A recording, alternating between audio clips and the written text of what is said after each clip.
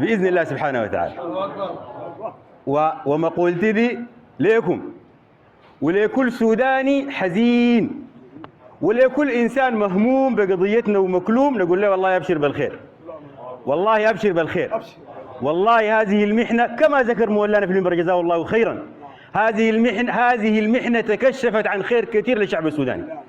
أقسم بالله العظيم، وأنتم حتسمعوا كلامي وحقولوا في 7 دقائق بس، في 7 دقائق بس، البشارة المستحقة للشعب السوداني الصابر الصامد الوقف فوق القضية دي. الله أكبر، الله أكبر، الله أكبر. العدو ده يا جماعة، العدو ده واجهنا في 4 واجهات، حاربنا ب4 جهات، ب4 نواحي، 4 حروب. اسمع مني، الحرب الأولى حرب عسكرية لاحتلال البلاد، عاينوا لقوا واحد اسمه حميدتي واخوه اسمه عبد الرحيم، عندهم حاضنة مجتمعية في دول كثيرة وفي دارفور، قالوا ديل بنقدر نغشهم، يجيبوا لنا اولادهم المساكين يجوا عشان يحتلوا السودان. انا قلت في الفيديو السابق لو سمعتوه 610,000 متمرد وديناهم فوق السماء، مشوا فوق، مشوا فوق يا شيخنا.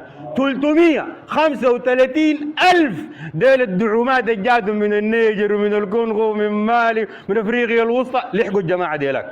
المشروع ده فشل، قاموا يعاينوا تاني. وين في حاضنه سياسيه؟ داير لنا حاضنه مجتمعيه. انا عشان اوريك ليه سنجه سقطت وليه مدني سقطت، اوريك بالراحه. عاينوا لقوا واحد معاهم اسمه كيكل ومعه واحد اسمه البيشي، قالوا اجروا حصلوا الجماعه دول يجيبوا لنا اولادهم عشان يحتلوا السودان. عشان كده مكروا مكرا كبارا عشان يسقطوا لكيكل بلده، بلد امه وابوه يا شيخنا، سقطوا له عشان يجيب اولاده ويدخلهم في الدعم السريع، ومشوا سقطوا للبيشي بمكر الليل والنهار سنجه الحاضنه السياسيه بتاعته. الناس جايين من سنجه، زول الدانيال كلاش ده جايين من سنجه، جبل مويه، في جبل مويه، معارك في جبل مويه وفي سنجة والحرب اللي في سنار والهجوم على سنار وفي الدندر وفي دوبة أكثر من 15,000 فطيس من الحاضنة حقتهم. مشوا يفتشوا في الدالي والمزمون، قالوا كده يجوا الفاو. نحن مشاريع سقوط المدن دي ما بتخوفنا، يتمرد زول في بربر، يتبادل النار مع الجيش في ضنقلة، ديل وسخ المخابرات العالمية يلموا حوالينهم الحرامية والنهابة والمجرمين ومرتادي السجون، ونحن بنوديهم لله. والله ضربوا لي تجار من دارفور قالوا والله، كلام الشيخ ده في المنبر، قالوا والله الحرب دي أعظم نعمة حصلت في دارفور. قلنا لهم يا جماعة كيف الكلام ده؟ قالوا الحنباتة وعصابات النهب والحرامية اللي كانوا بيحمون الزراعة بيحمون الرعي شت عليهم ماتوا، شت عليهم انقرضوا، كلهم انقرضوا. ده المشروع الأول فشل يا شيخنا. المشروع الثاني مشروع التغيير الديموغرافي، تهجير السودانيين، يجي يخشوا يقول لك امرق من البيت، اجري شيل حاجاتك، يبيعوا الاراضي في الخرطوم، حرقوا السجل بتاع الاراضي، دايرين يطلعوا السودانيين ديل برا السودان، يجيبوا ناس غيرهم يسكروهم جوا السودان. مشروعهم ده لاول مره في تاريخ الدنيا من الله خلق الكون، اسمع الكلام ده كويس، من الله خلق الحرب في الدنيا في السودان في اكثر من 12 مليون شخص خرج من بيته.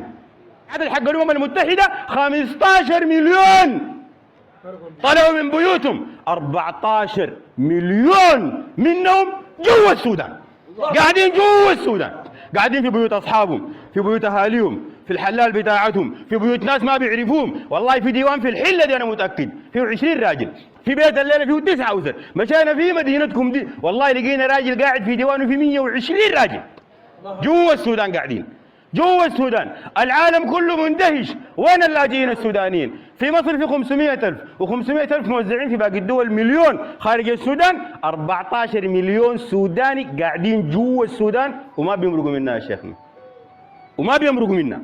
ومشروع التغيير الديموغرافي ده فشل بالطريقه دي، والناس نزحوا برا ومشوا مصر ومشوا اثيوبيا مشوا السعوديه، مشوا بحقهم يا شيخنا، مشوا بجيبهم، دفعوا تذاكرهم دي من جيوبهم، وعايشين مؤجرين وقاعدين بيعيشوا من جيوبهم، ما فيهم زول ساكن له في خيمه ولا في زول متسول ولا في زول لاجئ ولا في زول بيصرف عليه زول، الا حالات فرديه ومعاناه فرديه. مشروع التغيير الديموغرافي فشل. الحرب الثالثه لا من ده كله فشل، قبلوا علينا في الحرب الاقتصاديه. انت لو بتلاحظ الحرب دي عملت شنو؟ دمرت المصانع في بحري وفي الخرطوم وفي ام درمان. مسكت اكبر مشروع زراعي في افريقيا، ما احتلوا مشروع الجزيره بس دمروه يا شيخنا، دمروه. طلعوا الحاجات اللي فيه وباعوها واستهلكوها وبوظوها، والعربات والتركترات كله. مشوا انت قايلهم مشوا سنجا ليه؟ دارين الدالي والمزموم ده ثاني اكبر مشروع في السودان بعد القضارف. سنجا طلعوها من المشروع الزراعي، سنار طلعوها من الموسم الزراعي، دالي والمزموم طلعت من المشروع الزراعي، الزراعه في النيل الابيض وفي الدمازيب مهدده، مشروع الجزيره برا المشروع الزراعي، ما عندنا الا القضارف والفاو. وبعد ده دي ذاتها جو ضيقوها، تمويل نقدي ما في، وقفوا البنك الزراعي، تمويل ما في، المزارع ذاتها المزارعين عشان يزرعوا امن ما في. اقسم بالله العظيم يا شيخنا انا امبارح شفت منظر في الفاو والله عيني دي لما انجرت. المزارعين قاعدين في الطرمبه والله صف الجاز بتاعهم ما يديك الدرب، دارين يملوا جاز ويمشوا يزرعوا في الخلا وبنزرع. الكلام ده بنقوله للعالم، بنقوله للعالم الاجنبي، وبنقوله للعدو، وبنقول للمخابرات العالميه نحن حنزرع وما حنجوع، والشعب السوداني ده والله شعب عنيد. وبنقول لاولادنا المزارعين والله وقافك بالطوريه هناك تزرع زي وقافك بالكلاش هناك في الجبهه تقاتل العدو.